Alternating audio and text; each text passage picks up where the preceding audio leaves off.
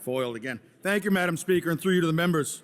Madam Speaker, I rise in support of Consolidated Amendment C and in support of this entire budget.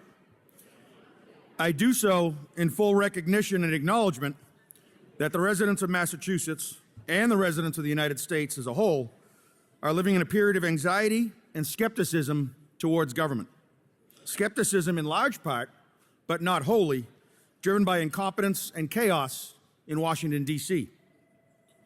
When discussing the budgetary priorities of the federal government, President Trump recently said, "It's too tough to take care of our people. We're funding wars," he said. "It's not possible for us to take care of daycare, Medicaid, Medicare, all these individual things." That's a direct quote from our president. What a profoundly dim view of our government and what our nation can achieve. When did government providing for the general welfare and making life easier for our residents become too difficult? When did we as Americans ever say, "That's too tough, we can't do it"?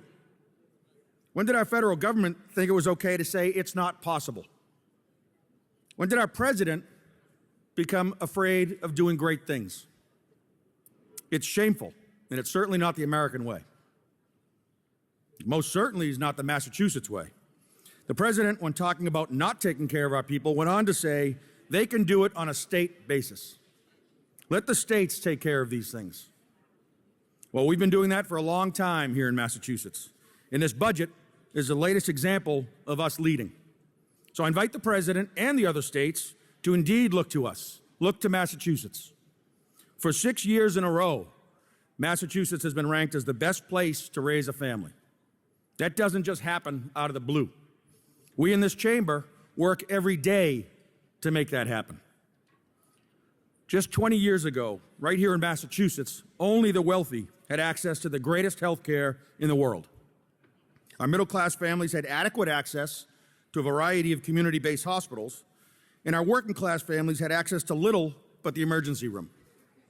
Thousands of our parents had to decide whether to bring their sick child in to see a doctor or to pay their electric bill.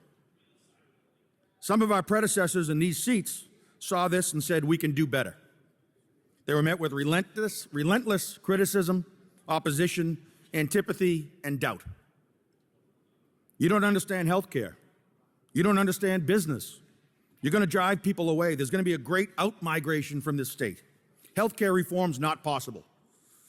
Probably sounds familiar based on some of the rhetoric surrounding some of these ballot petitions that are being pushed. But 20 years ago, as we do today, this House led. The gentleman from Quincy, now the Speaker, led. The gentleman from North Reading, now the Minority Leader, led. They led with the understanding that our government, charged with providing for the Commonwealth, had to ensure that every resident had access to health care as a right. And now, as a result of that leadership, Massachusetts is the healthiest state in the Union. So yes, look to Massachusetts. As of 2024, over 97% of our residents are covered by health insurance, and we're the top state for health care affordability and access. We have the highest childhood vaccination rates, highest health insurance coverage, and lowest infant mortality rates in the United States. But we don't stop at being the healthiest, we're also the most educated. Massachusetts not only invented America, we invented public education, and we continue to improve it. We passed the Student Opportunity Act, the single largest infusion of investments in our public school systems in generations. The gentleman from the North End has worked diligently to do what many naysayers said was not possible. And as a result, this budget invests the highest amount of Chapter 70 funding in our schools in Massachusetts history. Look to Massachusetts because the U.S. Department of Education says that we are ranked first for education in the country. The healthiest state, the most educated state, and since I'm addressing this consolidated amendment, it's probably worth mentioning Massachusetts is also the safest state. In 2018, my predecessor, the former ambassador to Ireland, helped lead a complete overhaul of our criminal justice system. We stopped criminalizing addiction and started treating it like the mental health condition that it is. We focused on rehabilitation, not just punishment. As a result, today Massachusetts has the lowest per capita incarceration rate in the United States. And not coincidentally, between 2019 and 2024, our violent crime rate has dropped by 5%. Look to Massachusetts, where we continue to push forward in this budget by making us safer and by addressing the root causes of crime. We don't do this on a partisan basis, no matter what some of those who seek to denigrate the work we do in here might say. We recognize the warning issued by James Garfield, a Republican president, and the last president born into extreme poverty, who said, "I lament sorely that I was born to poverty. Let no man praise me because I was poor and without a helper. It was in every way bad for my life."